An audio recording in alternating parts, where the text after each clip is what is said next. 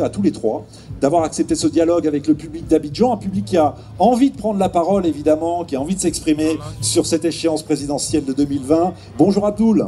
Bonjour Juan, bonjour à nos invités. Vous lancez le débat et vous faites partie de ceux qui, oui, craignent des violences, craignent des troubles l'année prochaine. Effectivement, Juan, j'aurais bien voulu, personnellement, et en tant que citoyen ivoirien, au regard de l'état de stabilité actuel du pays, me dire que 2020 se passera de la manière la plus tranquille possible, sans embâche. Mais en même temps, quand on a été témoin de 2010, où, malgré que nous étions dans une situation de crise, nous avons eu, avec l'accompagnement de la communauté internationale, une élection présidentielle qui s'est roulée dans des conditions que tout le monde qualifiait d'acceptables, avec une commission électorale indépendante, j'allais dire, de consensus. Et j'allais dire, on a même eu des temps d'antenne équitables pour chacune des parties. On a eu droit à des débats télévisés et tout, civilisés. Malheureusement, nous avons vu ce qui s'est passé. Tout le monde connaît les résultats. Ensuite, il y a eu 2015. 2015 avec le RHDP que j'appelais peut-être affectueusement le pseudo-parti unique. Et là, avec l'absence de l'opposition, il n'y avait vraiment pas d'enjeu. Les choses se sont passées correctement. Et malheureusement, nous avons eu 2018, les municipales récentes couplées avec les régionales, où ceci qui s'est passé, j'allais dire, dans un climat de scission au sein du RHDP, donc avec l'arrivée des divergences politiques, le retour de l'opposition notamment, et j'allais dire, les anciens démons ont subitement refait surface, avec l'ivoirité sous d'autres formes. Mais vous attendiez justement aux violences du mois d'octobre? Est-ce que c'était déjà dans l'air? Oh, je dirais pas non. C'est cela justement qui justifie ma crainte, parce qu'on ne peut pas prévoir, on ne peut pas présager, comme je l'ai dit d'entrée de jeu, on est dans un état de stabilité en ce moment. Donc il est un peu difficile de présager des troubles. Mais je pense que, comme je le disais, et les anciens démons étaient de retour avec l'ivoirité sous d'autres formes. On a vu des tentatives d'intimidation, on a vu des supposées tentatives d'expoliation des victoires, et il y a eu des tentatives de bourrage d'urnes. En tout cas, tout un tas d'entraves au processus de vote qui s'est malheureusement soldé par des victimes en vie humaine qu'il faut déplorer. Alors faisons réagir évidemment les invités. Jean-Louis Billon, peut-être pour commencer. Intimidation, par exemple, le mot a été cité à l'instant par cet auditeur, vous êtes d'accord? Bon, malheureusement, oui, on a été témoin de cela. Et avant les intimidations, il y a eu des candidatures qui ont été barrées, éliminées par intimidation, par des menaces de perdre leur poste pour des fonctionnaires, pour des universitaires, pour un certain nombre de personnes dans la contrainte qui ont retiré leur candidature. Donc nous avons eu des candidatures uniques dans certains endroits, tout simplement parce que le terrain avait été complètement déblayé pour ces personnes-là. Donc ces comportements-là... Laissez réagir Jean-Louis Billon. Ces comportements-là, et Abdoul l'a rappelé, on ne pouvait pas présager de violence. Donc nous souhaitons tous des élections apaisées pour 2020. Les Ivoiriens le souhaitent, les Ivoiriens le veulent, et on se doit de le leur offrir. Par contre, ces comportements que nous avons vécus nous ont rappelé des vieux souvenirs. Et en plus, je voudrais terminer en disant, malheureusement, en Côte d'Ivoire, on n'a jamais connu d'élection avec une transition apaisée. Depuis la mort du président Félix Houphouët-Boigny, nous sommes un des seuls pays de la sous-région qui n'a pas connu cela. Oui. Le Ghana voisin le connaît, le Bénin le connaît, le Mali l'a connu, le Sénégal le connaît. Donc il y a 7 pays à peu près, le Libéria, le Nigeria, tous l'ont connu. Nous, jamais. Alain Loubognon, vous partagez l'analyse de Jean-Louis Billon? Je partage son analyse, c'est simple. Vous êtes dans un pays où on doit aller à une élection avec la fleur à la main. On ne doit pas aller à une élection avec des intimidations. Au moment où je vous parle, il y a un conseiller municipal de l'ancien conseil municipal de Bassam qui est en prison parce qu'il revendiquait sa victoire. Il est en prison. Donc les intimidations, on en aura toujours. Maintenant, il faut se battre pour que 2020 ait lieu sans intimidation. Et c'est pourquoi nous sommes engagés. Monsieur le ministre Mamadou Touré, vous entendez, j'imagine, ces inquiétudes, mais vous les partagez aussi, vous les comprenez?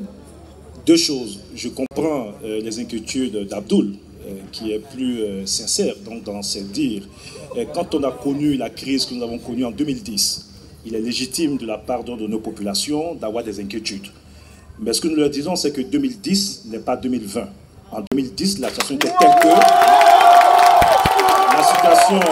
telle que... nous étions un pays qui était en pleine crise. Nous avions deux armées, nous avions des groupes de miliciens qui polluaient un peu partout donc, dans le pays. Nous avons eu un processus électoral, et Abdoul l'a dit, avec une commission consensuelle. Mais la crise est venue du refus d'un des candidats d'accepter les résultats des élections et malheureusement qui s'est appuyé sur des forces parallèles et qui ont commis le violence. Aujourd'hui, nous avons une seule armée, nous avons un pays réunifié, nous avons des institutions solides. Donc 2010 n'est pas 2020 et je peux dire à Abdoul d'être rassuré, nous aurons des élections crédible en 2020. Mais monsieur le ministre, 2018 a été particulièrement tendu. La campagne était tendue. Il y a eu des dérapages verbaux ici et là. Il y a eu des violences, des actes de vandalisme également. Alors, si vous prenez l'histoire des élections en Côte d'Ivoire depuis 1980, les élections depuis 1980 ont toujours été tendues. Maintenant, on peut se poser la question de savoir dans quelle proportion.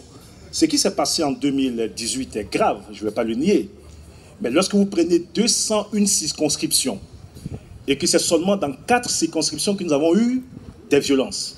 Je dénonce ces violences, on dénonce ces morts, mais c'est quand même assez circonscrit par rapport donc, à l'ensemble des endroits où il y a eu donc, des élections. Donc globalement, nous avons un pays engagé dans une dynamique de paix, et c'est ce que nos populations demandent. Donc je dois dire, excusez-moi, à Jean-Louis Billon et à Alain Lobognon, c'est une invitation aussi à une responsabilité des acteurs que nous sommes. Vous savez très bien que vous avez été aussi auteur d'actes de chantage et d'intimidation par endroit.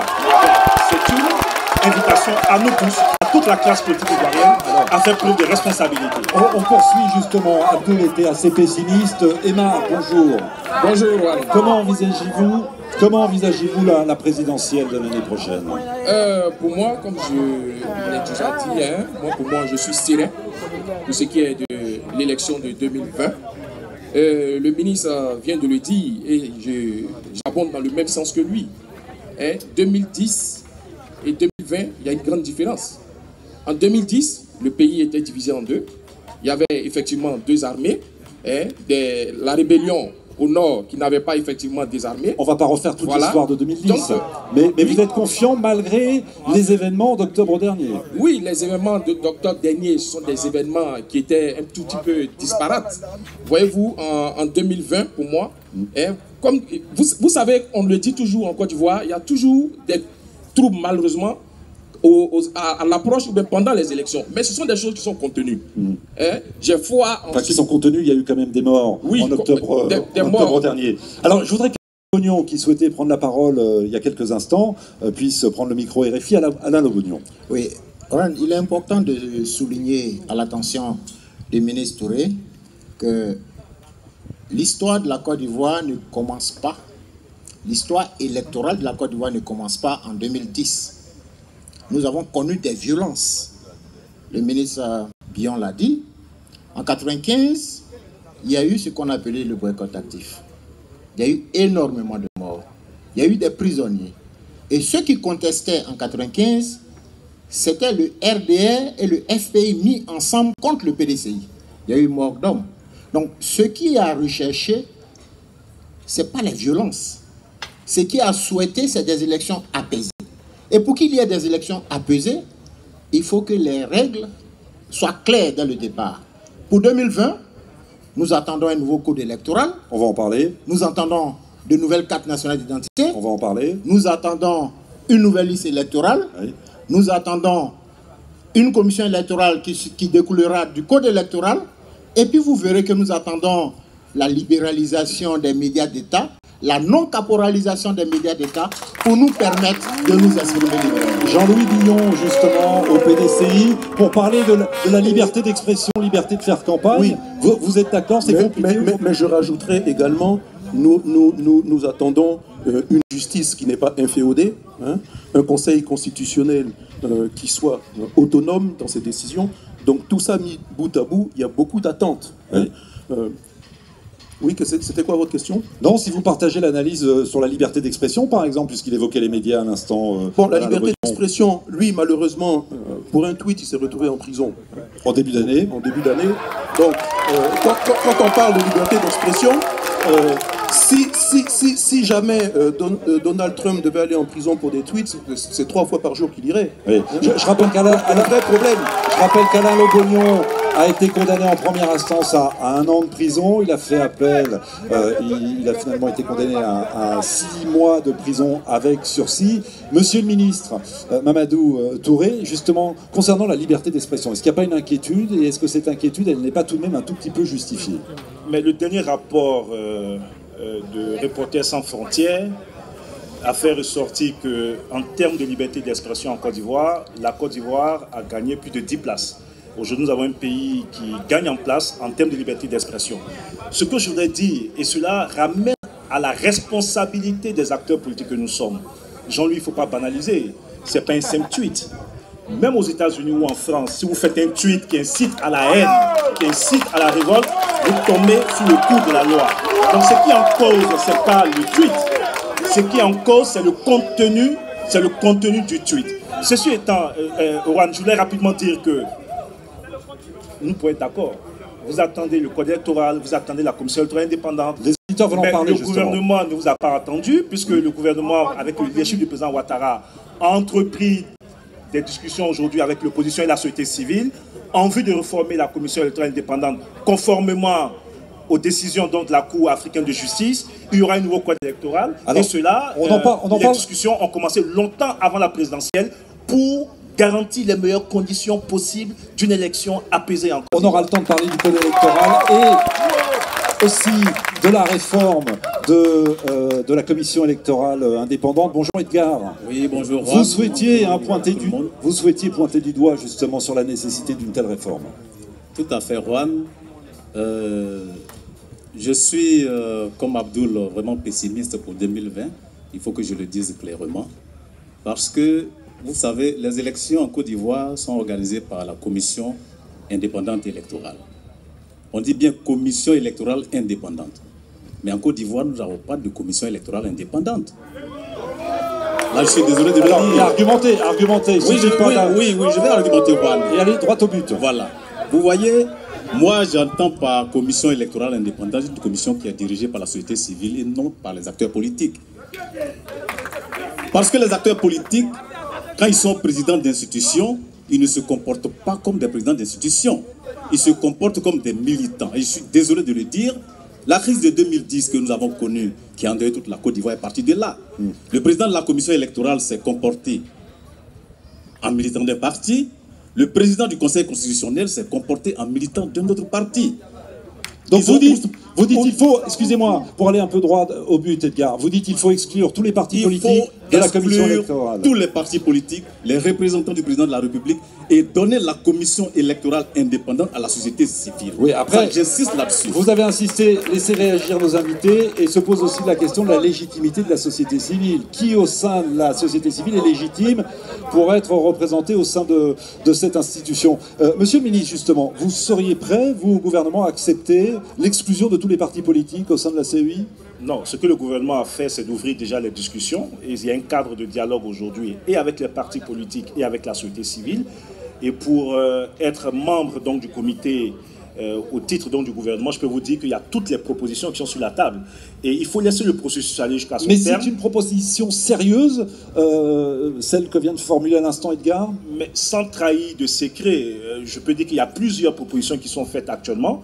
Et le processus, selon la méthodologie adoptée par le Premier ministre, devra aboutir au bout à un consensus entre les 3 partis. Le gouvernement, les partis politiques et la société civile. Le plus important, c'est d'avoir le consensus qui nous permet d'aller donc à des élections apaisées. Alain Lobognon, quel doit être le profil de la future commission électorale? Eh bien, si Juan, il est important de demander au ministre Touré qui siège au gouvernement. Et il a dit, il y a 3 partis, le gouvernement, les partis politiques et la société civile. Il est important qu'on nous dresse aujourd'hui la liste des partis politiques parce qu'au niveau du gouvernement, l'entendement consiste à dire qu'on peut diviser un parti en 2 et puis avoir 2 partis. Donc, dressons la liste de tous les partis politiques et puis on saura qu'est-ce qu'on met dans parti politique. C'est-à-dire, vous faites référence à quel parti qui a été divisé en deux? Mais Ron, il y a une liste énorme de partis politiques. Le PDCI a été divisé, Leader a été divisé, le PIT a été divisé, le MFA a été divisé. Donc ça veut dire quoi? Que tous ces partis devraient, malgré leur division, être représentés. Toutes les divisions. Ce que je dis, je suis d'accord avec l'auditeur. Plus de partis. Pas de parti politique au sein de la commission électorale. Ouais. Jean-Louis Billon réagit, excusez-moi, Jean-Louis Billon réagit, le temps passe très très vite et on redonne le micro au ministre après. Je suis personnellement d'avis qu'il n'y ait pas de parti politique au sein de la commission électorale. Mais ça doit nous amener à avoir une commission véritablement indépendante et autonome. C'est-à-dire qu'elle a son budget de fonctionnement et après on s'en occupe plus, elle est impartiale. À partir de là, oui. Mais bien sûr, il faut qu'on s'accorde sur les critères de désignation des membres et qui est-ce qui va présider. On peut trouver des personnes, comme des magistrats, quand vous allez au tribunal, un juge est supposé être impartial. Donc on peut avoir un président de commission. Monsieur le ministre Mamadou Touré. Je ne vais pas trahir de secret. Je ne sais pas en quelle qualité Jean-Louis fait ses propositions, mais qui est contraire à la proposition faite par le PDCI, représenté par M. Guikawe, dont je rassure Alain Lebognon. Le PDCI, représenté par M. Guikawe, participe donc à ces travaux. Sur l'autonomie de la commission électorale indépendante, qui doit avoir son budget propre, mais elle a toujours eu son budget propre. La commission électorale est indépendante, elle a son budget propre, qui lui permet donc de définir un peu ses priorités et d'agir. Alors, un dernier point, s'il vous plaît, un dernier auditeur avant le journal, et vous aurez l'occasion de réagir. Toujours sur la commission électorale, évidemment. Christian, bonjour. Ahmed, bonjour. Bonjour, Juan. Nous vous écoutons. Alors, moi, je suis un peu désolé en écoutant M. Lebognon et M. Jean-Louis Billon, qui ont tous été élus avec cette CEI une fois. Donc, M. Lebognon a été une fois député, M. Jean-Louis Billon a été président du conseil régional avec cette même CEI. Donc, que remettre en cause aujourd'hui cette CEI par ces deux personnalités, moi, je suis gêné. Oui, vous êtes gêné, Ahmed, mais en même temps, il y a... ma proposition. Ahmed, il y a quand même un certain consensus au sein de la classe politique ivoirienne pour réformer. Tout le monde est d'accord pour dire qu'il faut réformer cette commission électorale. Oui. J'ai dit que cette CEI, il ne faut pas tout jeter. Parce que cette CEI a des acquis. Elle a organisé les élections de 2010 à 2018. Tout n'est pas parfait, effectivement. C'est pourquoi il y a un cadre de discussion que le gouvernement a créé. Pour moi, il faut s'inscrire dans ce cadre de discussion. Que faut-il changer? Ce qu'il faut changer, peut-être aujourd'hui tout le monde remet en cause la tête de la CEI. Je pense qu'il y a des hommes en Côte d'Ivoire qui ont la capacité de faire l'unanimité et il faut choisir parmi ces personnes. Donc il faut changer de président. Ahmed, non, le président, si le président aujourd'hui fait consensus autour, tout le monde pense qu'il fait consensus et que c'est lui qui est la personne ressource pour continuer, il faut continuer avec lui. Mais visiblement, il ne fait pas consensus. Voilà, donc il faut Monsieur Bakayoko, Jean-Louis Billon, sur justement la présidence de la CEI, il faut un profil type. D'abord, je vais rappeler à Mamadou que je dis personnellement ce que je pense. Ok? Donc, faut écouter avant de répondre. Hein? Merci. Donc, l'autre chose, bon, Abdou, il parle de la commission électorale indépendante. Elle était valable en 2010. Les institutions se renouvellent. Toutes les institutions du monde se renouvellent. On ne reste pas ad vitam aeternam à la même tête d'une institution. Hein? Ce qui donne la crédibilité d'une institution, c'est son renouvellement, c'est comme ça qu'on se renforce. Hein? Et une démocratie, sinon on peut rester avec une commission qu'on prend depuis 1960 et puis on reste là. Hein? Oui. Donc non, ça doit évoluer. Ce que je voulais dire, ce qui amène également le doute, il faut voir les propos de certains acteurs politiques, membres du gouvernement. Quand vous dites que 2020 c'est calé, c'est verrouillé, c'est géré, il n'y a plus d'enjeu. Ça veut dire que l'élection est jouée d'avance. Voilà. Donc c'est pour ça qu'il y a la suspicion. À partir du moment où vous avez une élection où il y a, qui est suspecte, c'est terminé. On part vers des violences. Donc il faut éviter cela. Oui. Il faut éviter ce langage. Alain Lebognon. Oui, moi je voudrais rassurer tout le monde. Ceux qui disent que c'est bouclé, c'est calé. Et il y a le code. On va y revenir tout à l'heure. Il y a toujours un code pour déverrouiller. Mais sur la question... Rapidement, on arrive à la fin de la première partie. Sur la question, sans violer de secret, le PDCI ne demande pas que la commission électorale soit gérée par un membre de parti politique. le PDCI, tout comme la majorité des partis de l'opposition, réclame que le président de la CEI soit choisi parmi les représentants de la société civile. C'est clair? Oui. La société civile, c'est grâce à la société civile que nous parlons aujourd'hui de réformer la CEI. Et donc on ne peut pas mettre la société civile de côté. Alors donnons le micro à monsieur le ministre, Mamadou Touré. Beaucoup de confusion dans le débat. Tout à l'heure, on parlait d'une commission électorale sans les partis politiques. Et c'est à ce titre que je dis que ce n'est pas la position donc, du PDCI. Maintenant, la tête de la commission électorale indépendante, il reviendra aux commissaires qui seront désignés à partir du processus, puisque la règle veut que ce soit les commissaires qui décident qui est le président donc, de la commission électorale indépendante. Les discussions vont certainement aboutir donc à une position, et cette position sera donc certainement acceptée par tous. Alors, ce que je voudrais dire quand même, en quoi est-ce que, Jean-Louis, le fait de dire que 2020, c'est bouclé, c'est géré, est différent du discours que vous tenez au PDCI quand vous dites que dans tous les cas de figure, en 2020, le PDCI est aux affaires. Donc, lorsque nous disons que 2020 est bouclé et est géré, c'est parce que nous sortons d'une élection locale où nous avons près de 60% donc de l'électorat qui a choisi le RHDP. Nous avons la majorité des communes et des régions sur toute l'étendue du territoire. Nous sommes le premier parti politique aujourd'hui représentatif de l'ensemble des régions et de toutes les sensibilités donc, de ce pays. On aura l'occasion. Je répète, 2020, c'est bouclé, c'est géré. Bon. C'est votre point de vue, partagé par une partie du public. On va rendre l'antenne à Paris pour la dernière édition d'Afrique Matin. Et on revient évidemment avec nos invités et le public d'Abidjan.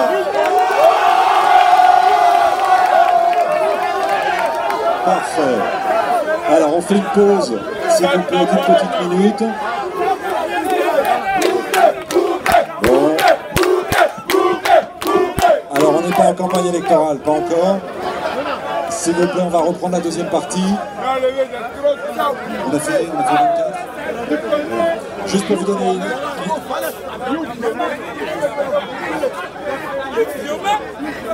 On peut y aller? Parfait. Très bien. Bon. Se rencontrer, se parler. Appel sur l'actualité est à Abidjan. Juan Gomez. Et nous sommes de retour dans la capitale économique ivoirienne. D'ailleurs, cet après-midi, je vous attends ici même à l'INJS pour l'enregistrement d'une émission consacrée à la situation sociale de la Côte d'Ivoire. Car si le pays peut se targuer d'avoir un taux de croissance de 7 à 8% depuis quelques années, eh bien, une partie de la population a vraiment le sentiment que seule une minorité profite de cette relance économique. Donc, venez nombreux témoigner de vos conditions de vie. RFI vous donnera la parole. Début d'enregistrement aux alentours de 15h et l'émission sera diffusée évidemment demain matin dès 8h10 TU sur l'antenne de RFI. Mais pour l'instant, nous poursuivons notre débat sur la présidentielle de l'année prochaine. Tous les regards sont déjà tournés vers 2020, mais cette élection sera-t-elle apaisée, comme l'assure le président Ouattara, ou faut-il s'attendre à des troubles, à une nouvelle crise, comme le craignent de nombreux Ivoiriens? On en parle donc avec le public et nos invités. Mamadou Touré, ministre de la promotion de la jeunesse et de l'emploi des jeunes, porte-parole adjoint du gouvernement et porte-parole adjoint du RHDP. Également avec nous Jean-Louis Billon, membre du secrétariat exécutif du PDCI. Et Alain Lebognon, député, vice-président et porte-parole d'un mouvement proche de Guillaume Soro, le MVCI. On repasse, messieurs, très vite au public qui souhaite s'exprimer, qui a eu le sentiment de ne pas avoir suffisamment parlé durant la première partie de l'émission. Bonjour Stanislas. Oui, bonjour Juan. Alors, inquiet ou pas inquiet? Je suis traumatisé, Juan. Traumatisé, quand j'écoute nos leaders politiques, je suis traumatisé. En 2010, on a entendu Gbagbo parler, il a dit de ne pas avoir peur et qu'il n'aura rien. Les Goudé a répondu de l'autre côté, il n'y a rien en face. Aujourd'hui, j'entends, c'est bouclé, c'est géré. Mais ça fait peur. Ça fait peur. C'est bouclé, c'est géré, tu votes. C'est nous qui votons. Donc tu boucles et tu gères. Donc pour vous, rien n'est joué. Rien n'est joué. Mais en tant qu'électeur, est-ce que vous avez l'impression que votre voix va compter? Mais je vous ai dit que je suis traumatisé. Est-ce que ma voix va porter? Est-ce que quand je vais voter, oui, est-ce que ça ne sera pas non? Quand je vais voter non, est-ce que ça ne sera pas oui? C'est ça. Quand j'entends les leaders politiques aujourd'hui, j'ai peur. Monsieur Lobognon, c'est un pro. Un pro? Oui. Un pro quoi? Un pro Soro. Ah. Monsieur Touré, pro Ouattara. Monsieur Jean-Luc Billon, pro Bédier. Même moi-même, je suis pro. Oui. Donc, entre nous, tout le monde est pro. Comment vous voulez, tout le monde est pro? Tout le monde est pro, forcément. Et vous voulez qu'on ait des élections apaisées? Oui. Quand on entend ce genre de discours? Alors, mais cela fait peur. Alors, vous avez peur. Laissez la classe politique vous répondre. Monsieur le ministre, comment rassurer un auditeur qui a peur et qui n'a pas l'impression que sa voix, finalement, le jour du vote, va vraiment compter? Non, je vais le rassurer. En tout cas, en ce qui nous concerne, nous pensons exactement comme vous. Lorsque nous disons que 2020 c'est bouclé, c'est géré, c'est parce que pour nous, au regard, comme je l'ai dit, des résultats des élections locales, c'est bouclé, c'est géré avec la majorité des Ivoiriens, qui aujourd'hui ont pris une option pour le RHDP.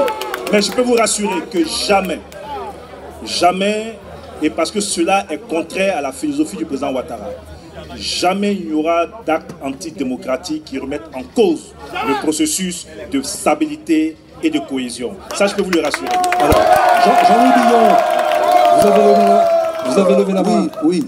Bon, je pense qu'il faut rassurer Stan. Les propos politiques, c'est normal. On est déjà en pré-campagne. Hein, vous l'avez senti, les enjeux de 2020. Mais je vais dire à Mamadou, 2018, c'est pas 2020. 2020, c'est une élection présidentielle, c'est pas une élection locale. Donc, et je le répète, si vous croyez qu'elle est gérée, qu'elle est calée, vous allez en face d'une immense déception. Quel que soit,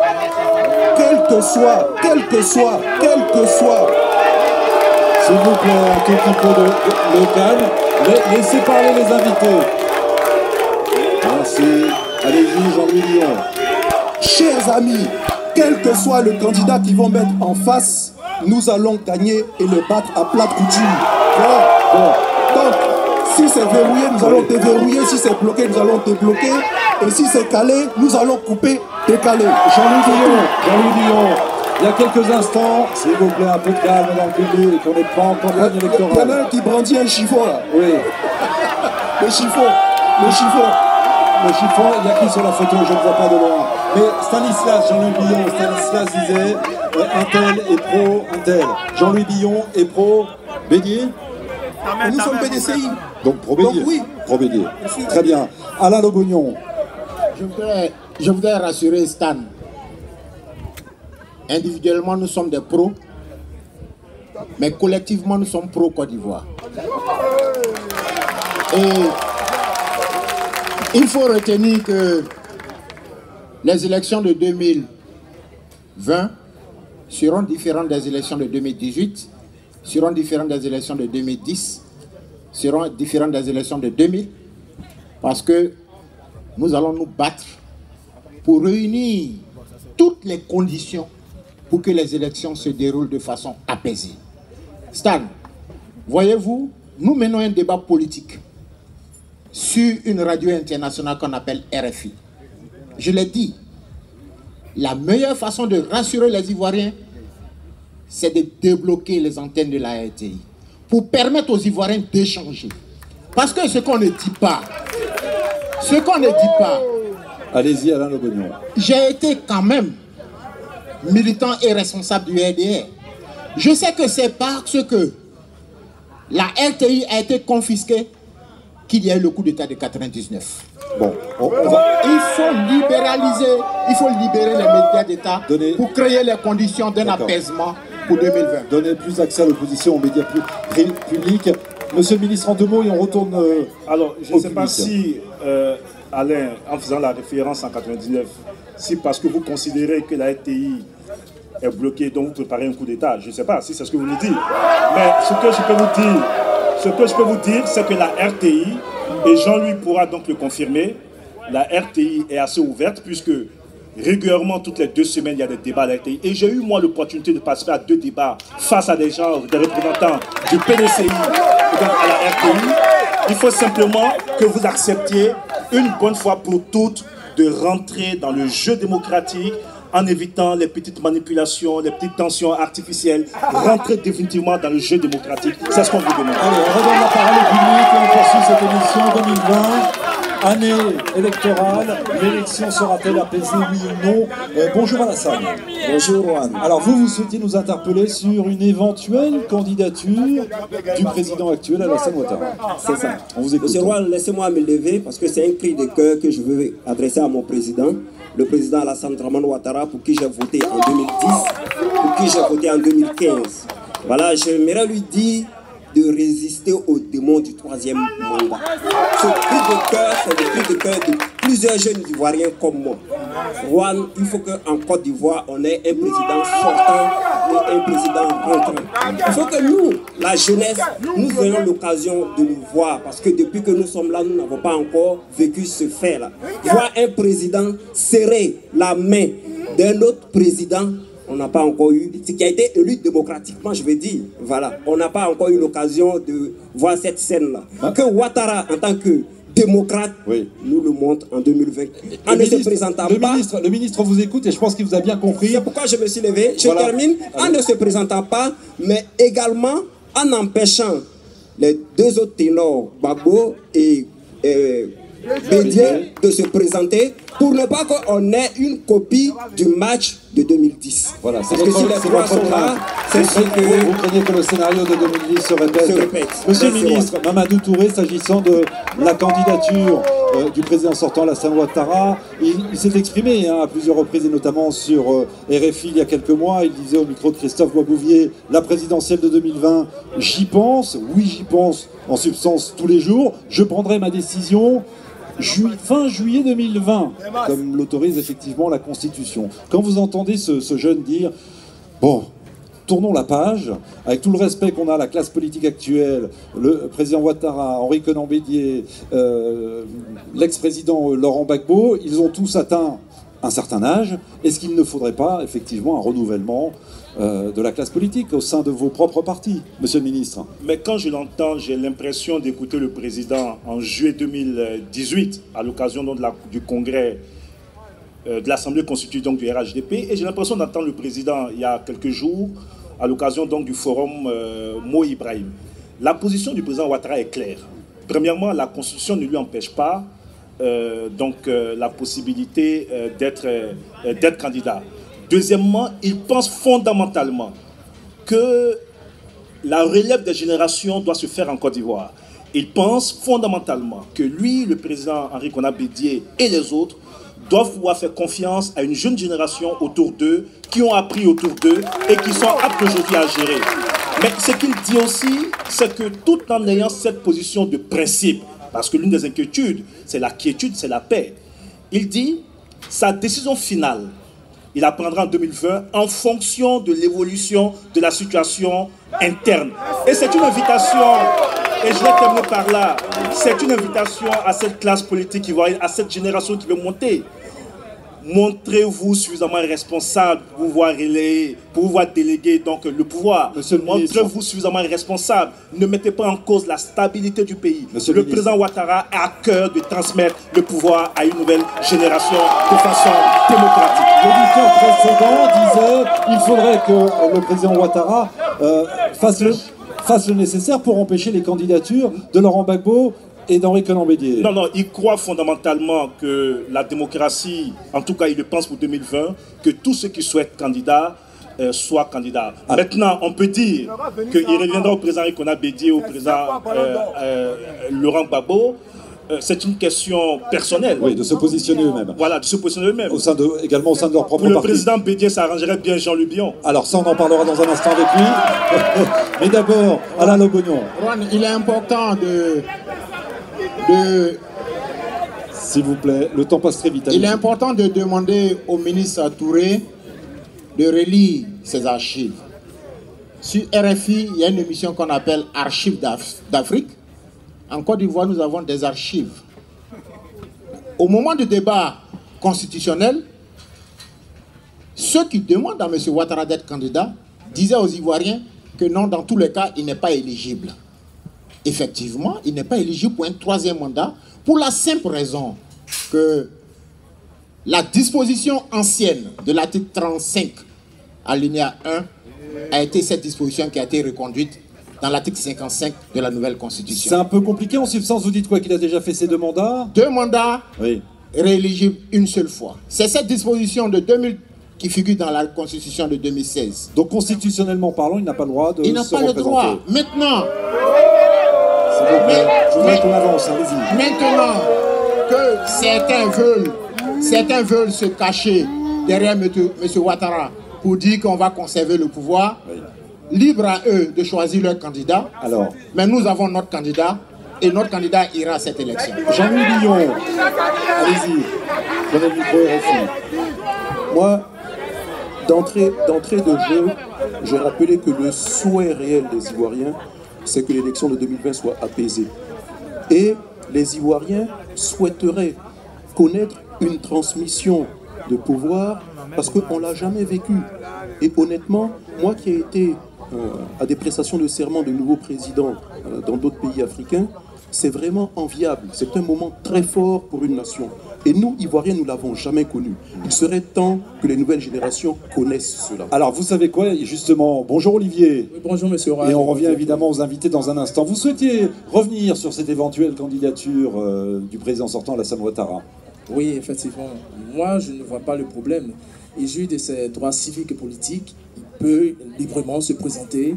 On a des juridictions qui sont là, qui sont chargées de statuer sur cette candidature-là. Ce n'est pas le sujet. Le sujet, c'est quoi? Je dis une bonne fois pour toutes que les Ivoiriens comprennent. On a beaucoup souffert en 2010. Il faudra, en toute responsabilité, permettre à tous les leaders politiques de se présenter en 2020. Ce sera un peu une configuration de 2010. Donc, contrairement au précédent auditeur, vous pensez qu'une élection présidentielle avec le président Ouattara, avec Henri Konan Bédié et éventuellement Laurent Gbagbo serait plutôt un bon scénario pour la vie politique ivoirienne? Oui, ça permettra de clarifier de manière, s'il vous plaît, ça permettra de clarifier de manière définitive la question du contentieux électoral de 2010. Parce que jusqu'à présent, ça pèse encore dans l'esprit, un trouble dans l'esprit des Ivoiriens. On ne sait pas exactement qui a gagné les élections. Est-ce que ce sera une confrontation de bilan contre bilan?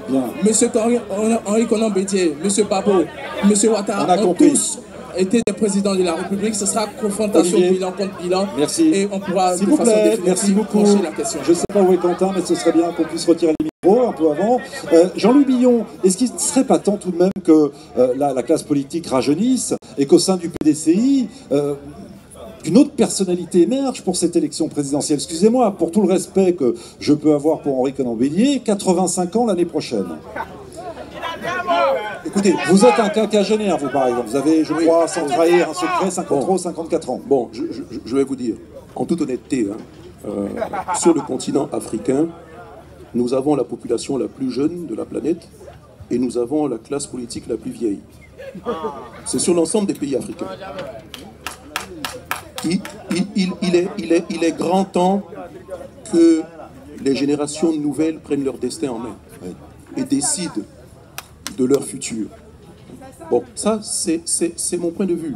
Nous avons un président de parti qui est effectivement âgé, qui a de l'expérience, mais il garantit pour nous la présidence et le maintien du PDCI parce qu'il y en a qui ont voulu l'éteindre. Hein. Mais la question du candidat du PDCI, elle sera tranchée à quel moment? Nous aurons notre convention et nous allons choisir librement notre candidat pour 2020. Et est-ce que vous allez... C'est pas la peine de présager du futur aujourd'hui. Mais vous n'allez pas forcément vous positionner en fonction d'une troisième candidature du président Ouattara? Nous, on ne s'occupe pas des autres partis. En toute honnêteté. Bien. Monsieur le ministre, la question se pose également au sein du RHDP, avec tout le respect qu'on peut avoir évidemment pour le président Ouattara. Je ne trahis pas de secret, 78 ans l'année prochaine. Mais il y a quelques semaines, le président Ouattara a estimé, au cours du forum Ibrahim, comme je l'ai dit, qu'il estime lui qu'à partir d'un certain âge, on apporte moins à son pays qu'on peut l'apporter. Et donc le président Ouattara pense qu'à partir d'un certain âge, il faut faire confiance aux jeunes générations. Mais quand vous prenez au RHDP, vous savez, nous avons la chance aujourd'hui d'avoir un leader qui est le président Ouattara, qui est l'incarnation d'Houphouët-Boigny. 90%, je vais vous expliquer, 90% des membres du gouvernement actuel 90% des membres du gouvernement actuel étaient totalement inconnus il y a 15 ans. Le parti politique qui aura fait le mieux la promotion de la jeunesse au niveau politique, que ce soit au niveau des députés, des maires, des conseils régionaux, au sein du gouvernement, c'est bien le parti du président Ouattara, notamment le RHDP, qui incarne le renouvellement de la génération. S'il vous plaît, Alain Lobognon, vous êtes un proche de Guillaume Soro, on lui prête des ambitions présidentielles, il aura 46 ans l'année prochaine. Il attend quoi, Guillaume Soro, pour déclarer sa candidature? Monsieur Soro, Guillaume sera au rendez-vous de 2000. Je n'ai trahi aucun secret. Il sera au rendez-vous de 2020. 2020. Donc, Monsieur Soro Guillaume sera donc au rendez-vous de 2020. Je n'ai trahi aucun secret. Mais ce que je dis, il sera au rendez-vous de 2020 si les conditions sont réunies pour qu'il y ait une élection transparente, juste, démocratique et apaisée. Alors, on va donner le micro, s'il vous plaît, maintenant à Raphaël, qui veut poursuivre justement cette réflexion autour du renouvellement de la classe politique. C'est ça. Bonjour. Bonjour. On vous écoute. Et bonjour à tous les auditeurs de RFI. Alors, je m'en vais dire que je suis un peu frileux par rapport à la situation, le paysage politique. Pour reprendre les propos d'Hippocrate qui disait que le débile, c'est celui qui, à chaque fois, remet les mêmes puzzles et s'attend à un résultat contraire. Vous voyez, c'est lui le débile. De tout ce que nous venons d'entendre, tout le monde est rassuré. C'est gagné, c'est bouclé. On nous disait autrefois, il n'y a rien en face, c'est du maïs et autres. Mais ma solution à moi, ma proposition du moins à moi, c'est ce que nous sommes en train de dire présentement. Je serais bien qu'aucun des trois candidats, enfin, ces personnes très âgées dont vous venez de dire et autres, Alassane Ouattara, Henri Konan Bédié et Laurent parce que c'est Gbagbo. C'est eux qui suscitent véritablement la passion au sein du peuple. Et il y a également tout de suite derrière eux des supporters qui s'attendent à des vengeances, à des matchs retour. Je suis surpris que des personnes veulent que la même chose se reproduise pour voir qui est véritablement le gagnant. Pour ce que nous avons vécu, il faut être vraiment quelqu'un qui aime la sensation forte pour demander encore qu'en 2020, ces mêmes personnes-là arrivent, non, sincèrement. Ils n'ont pas la science infuse, ils n'ont pas la connaissance incarnée. Il existe des jeunes, qu'on permette à ces jeunes, n'est-ce pas, de prendre la relève. De prendre la relève et ça va nous faire oublier ces vieux démons. Merci Raphaël. Passez le micro à votre voisin, Aboubacar. Bonjour. Bonjour. Nous vous écoutons. Moi je voulais réagir. Allez-y. Moi s'il vous plaît. Merci. Allez-y. Voilà, moi je soupçonne le gouvernement de préparer un projet de loi actuel afin d'exclure certains candidats aux élections présidentielles 2020. Parce que après les dernières élections municipales, il y a eu un débauchage d'élus par le RHDP. Un débauchage? Oui, d'élus par le RHDP. Voilà, pour adhérer au RHDP. Donc je soupçonne le gouvernement de préparer un projet de loi actuellement au secrétariat général du gouvernement. Visiblement, monsieur le ministre, il a raison de soupçonner ou pas? Écoutez, je n'ai pas de commentaire. Quand un député, notamment celui de Mans, va au PDCI, on parle d'adhésion. Mais quand des députés libéralement viennent au RHDP, on parle de débauchage. Donc, c'est des propos totalement partisans. Donc, je n'ai pas de commentaire à faire là-dessus. Allez, on redonne le micro au public d'Abidjan. Bonjour Daniel. Bonjour Juan. Alors, vous souhaitez nous parler d'une personnalité dont le nom a été cité plusieurs fois depuis le début de l'émission. Vous nous parlez de Laurent Gbagbo. Effectivement, pour avoir été déjà président national de la jeunesse estudiantine de Côte d'Ivoire et leader de la société civile, je dis qu'aucun citoyen ivoirien ne doit rester en exil. Et cela, je passe sous le contrôle du porte-parole adjoint du gouvernement qui l'a déjà dit.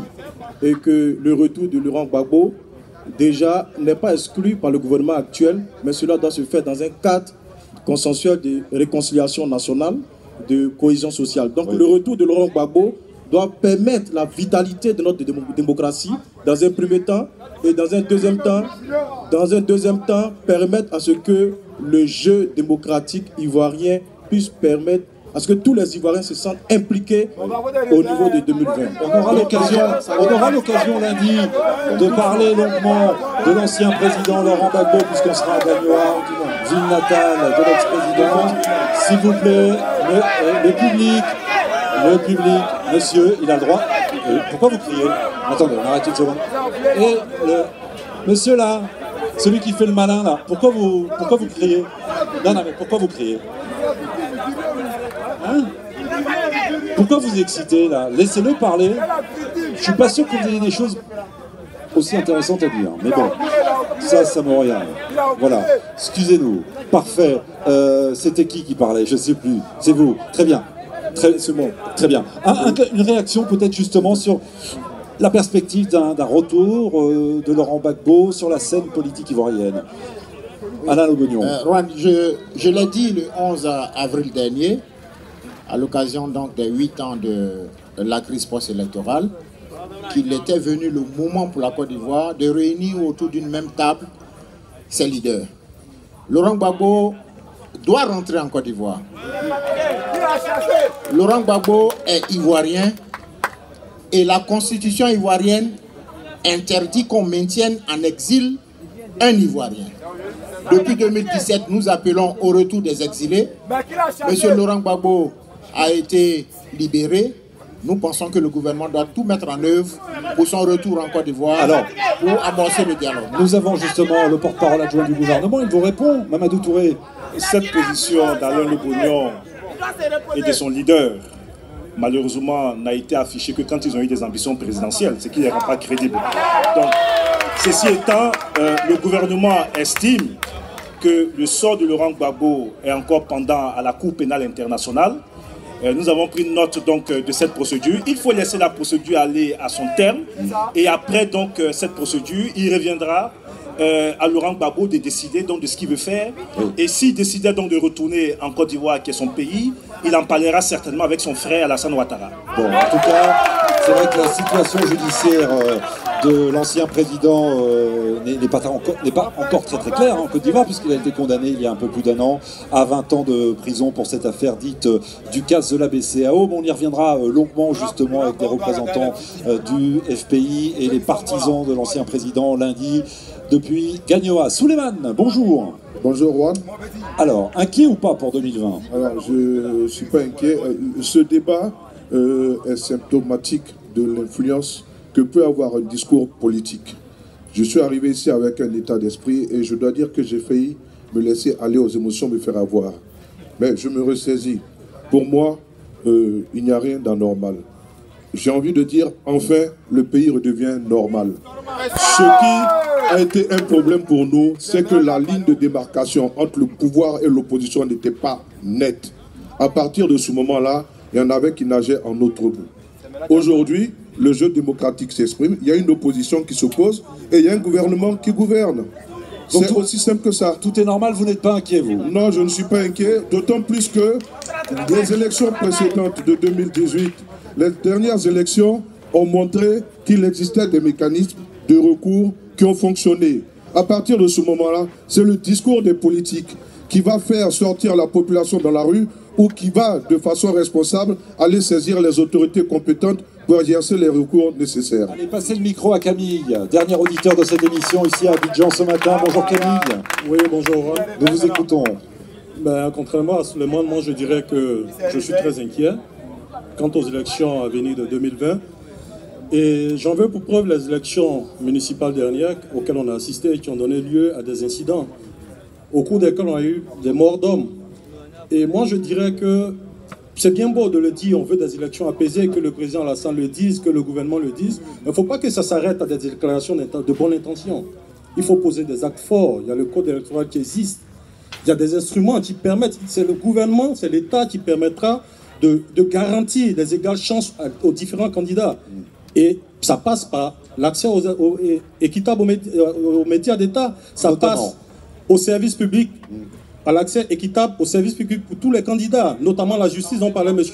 Billon. Donc il ne faut pas se limiter aux déclarations de bon instant. Et je prends encore pour exemple, pendant les élections municipales, nous avons initié une caravane pour des élections municipales apaisées.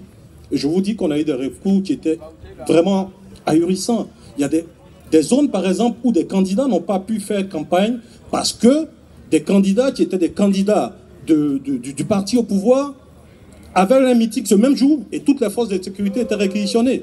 Donc je dis que c'est à l'État de garantir des égales chances. Il faut créer un cadre qui permette de mettre tout le monde en confiance, que ce soit les électeurs, que ce soit candidat. Je vous Merci remercie beaucoup, ce sera le dernier auditeur de cette émission.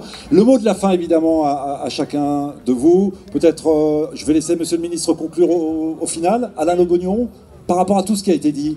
Par rapport à tout ce qui a été dit, il faut rassurer les Ivoiriens, leur demander de se tenir mobilisés, parce que pour les élections de 2020, nous voulons résumer ici. Il faut un code électoral, il faut de nouvelles cartes nationales d'identité aux Ivoiriens, il faut une nouvelle liste électorale, il faut des organes comme la CEI et le Conseil constitutionnel autonomes. Voilà, qui a été dit. Jean-Louis Billon, votre mot de la fin. Oui, merci. Je pense que nous voulons tous des élections apaisées et nous devons travailler pour les avoir. Il est encore temps, malgré les différences actuelles, d'obtenir ces élections apaisées et qu'elles soient crédibles. La crédibilité des élections va déterminer la réussite du futur président. Et là, tous les enjeux pour la jeunesse ivoirienne à partir de 2020 pourront se jouer normalement. Monsieur le ministre, merci. Mamadou Touré. Alors, le président de la République, Alassane Ouattara, et le gouvernement ont à cœur de créer l'environnement et les conditions nécessaires à des élections apaisées. Et pour rebondir sur ce que le dernier auditeur a dit, le président de la République et le gouvernement ont entamé des discussions sur la commission électorale indépendante pour sa réforme, notamment dans sa composition. Il y aura un nouveau code électoral, donc le Bognon certainement discuté avec les différents acteurs politiques. Mais au-delà de tout, ce qu'il faut, c'est beaucoup de responsabilités de notre part. Ce que les populations disent, ce n'est pas trop les instruments ou les institutions qui sont déjà fortes aujourd'hui dans la sécurité.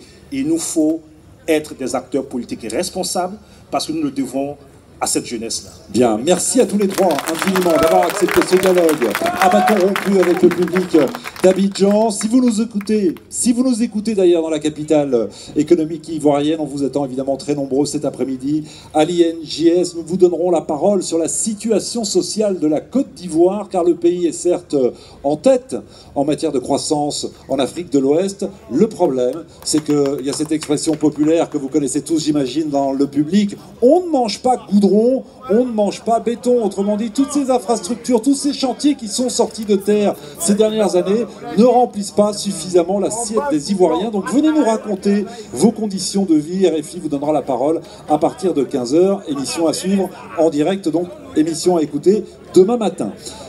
Et d'ailleurs, vous savez quoi, vous allez pouvoir, si vous nous rejoignez cet après-midi, profiter de l'enregistrement de Couleur Tropicale avec Claude Siard, mais aussi vous pourrez assister à l'émission de Caroline Paré. Et oui, Priorité Santé est également à Abidjan. Bonjour Caroline. Bonjour Juan. On vous retrouve comme tous les matins dans 10 minutes, juste après le journal. On va parler d'amour aujourd'hui avec le public d'Abidjan, avec nos invités. Amour impulsion, amour construction, cette relation amoureuse, est-ce qu'elle répond à des règles fixes? Que faire des pressions familiales? À qui en parler? Séduction, engagement, on va parler de tout ça tout à l'heure avec nos invités. Se faire plaisir, mais rester comme d'habitude en bonne santé, on en parle avec nos invités, avec toutes les questions du public du FEMUA, ici à Abidjan. Le public du FEMUA très très nombreux. Merci à vous tous. Je vous souhaite une belle journée. Merci d'applaudir toute l'équipe de RFI qui m'a permis de vous présenter cette émission. Quentin Ferral, Damien Oulès, Benoît Van der Broek, Marc Fichet, Boris Vichy, Fouque Foller. Merci également aux correspondants de RFI, ici en Côte d'Ivoire, Pierre Pinto, et aux équipes du FEMUA. Bonne journée, Abidjan. Ne partez pas, ce n'est pas terminé. Le meilleur arrive. Le meilleur arrive. Je vous avais promis de terminer en beauté cet après-midi, en musique. Il est là. Il n'est pas beau, mais si qu'il est beau. Comment ça va, Claudie? Je transpire, excuse-moi. Non, mais tout va bien. Quelle belle chemise tu as. Écoute, non, mais moi j'ai mis une chemise propre, tu vois, parce que je retrouve les membres de la famille, donc voilà. Alors, ça veut dire que tous ceux qui s'intéressent uniquement à la politique sont ceux qui se lèvent là, qui vont partir. Donc les politiciens, donc les autres derrière, vous pourrez passer devant, prendre leur place. Donc 5 minutes, c'est le début de Couleur Tropicale avec les artistes que vous aimez, les artistes qui font l'actualité et qui seront sur la scène du FEMUA. Donc c'est dans quelques instants.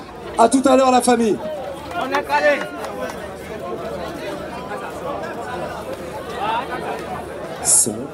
Ok, amis festivaliers,